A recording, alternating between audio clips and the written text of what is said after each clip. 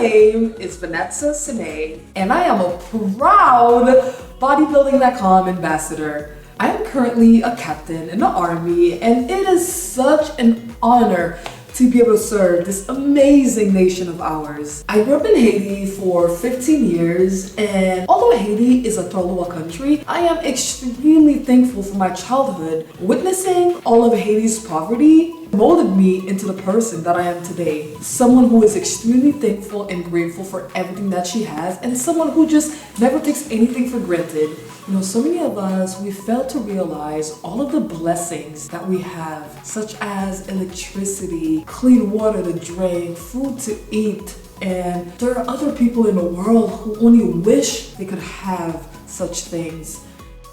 I remember growing up and I used to look at my friends and I used to want to wear the sexy clothes that they were wearing, but I couldn't because of my body. I felt so insecure, and I've always been the biggest out of all my friends. And you know, I used to look at my sister. My sister was beautiful, she was a model, and I used to ask myself, why did God make me this way? What did I do to deserve this? And I'll never forget, I had a classmate in middle school who told me that she would have killed herself if she was as fat and ugly as me, and if she had a sister who was as beautiful as mine.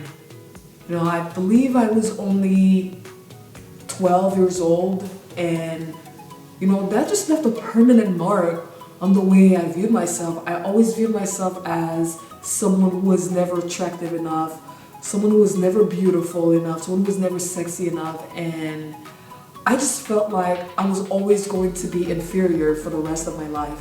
I moved to the US when I was 15 years old, and I was a sophomore in high school. When I moved to the US, I was told that my English level was that of a third grader, which is unsurprising because I mostly learned how to speak English by watching the Disney Channel and Nickelodeon. I remember in my classes, I was always so shy and I was so insecure because a lot of my classmates, you know, they would make fun of my accent and they would make fun of my inability to pronounce some basic English words. I remember pretending to be taking notes while the teacher was looking around to call on someone because I was hoping that they wouldn't call on me, and it worked at times. And I also remember I used to hide in the restroom stalls because I didn't have any friends and I didn't want to appear to be that lonely person sitting out by themselves, so I just hid in the restroom stalls to eat my lunch. You know, I was introduced to a GROTC program and I was immediately drawn to it because of the discipline, the structure, the leadership, the camaraderie,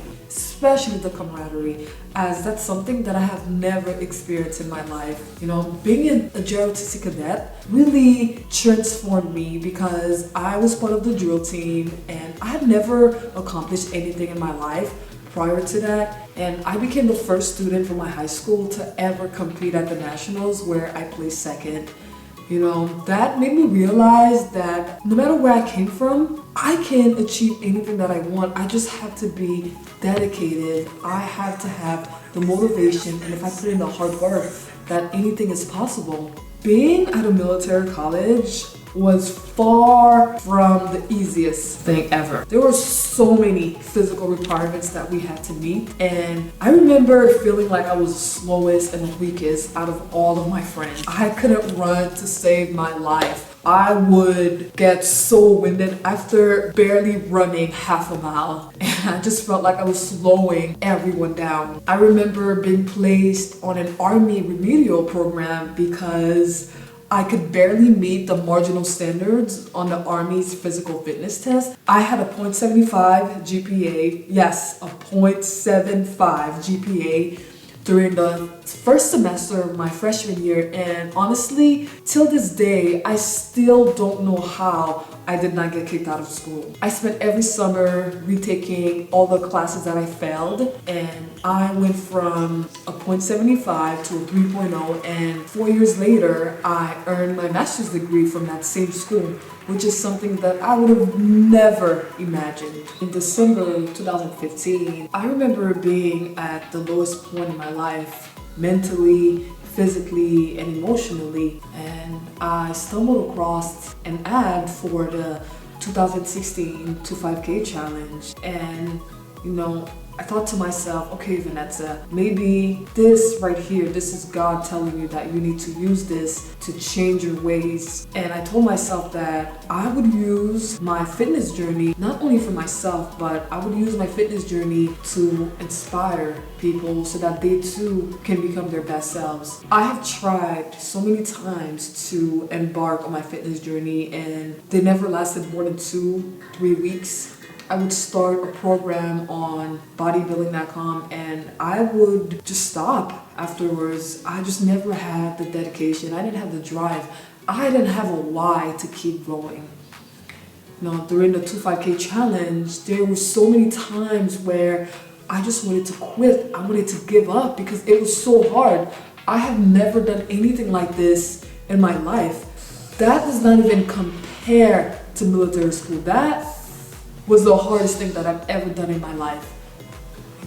It's really unfortunate when your friends, your family, people that you look up to and people who you expect to support you, when they're the main ones telling you to give up on your goals. And I almost listened to them, but I'm so glad each and every single day. I thank God for giving me the strength to not listen to them, because I would never be here sitting here, be able to talk to you had I given up.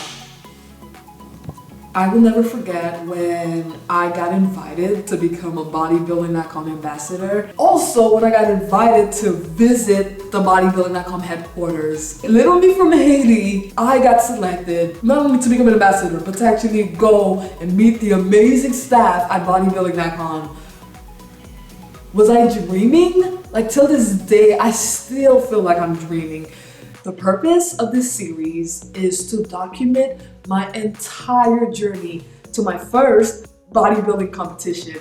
That's right, I will be competing in my first ever bodybuilding competition. And even when I say it now, it still feels surreal, because who would have thought little shy, innocent, depressed girl from Haiti who came to this country barely speaking English, someone who's always thought that she was not beautiful, who's not sexy, and now here I am, I'm getting ready to do my first competition. Anything is possible, guys. I will be sharing every single aspect of my competition. I'll be sharing my bikini, for my shoes, makeup. I will show you everything to get me ready to the stage.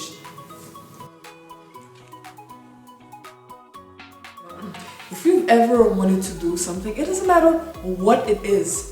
If you can think about it and you can dream about it, then you better believe that you have the power to turn that dream into a reality.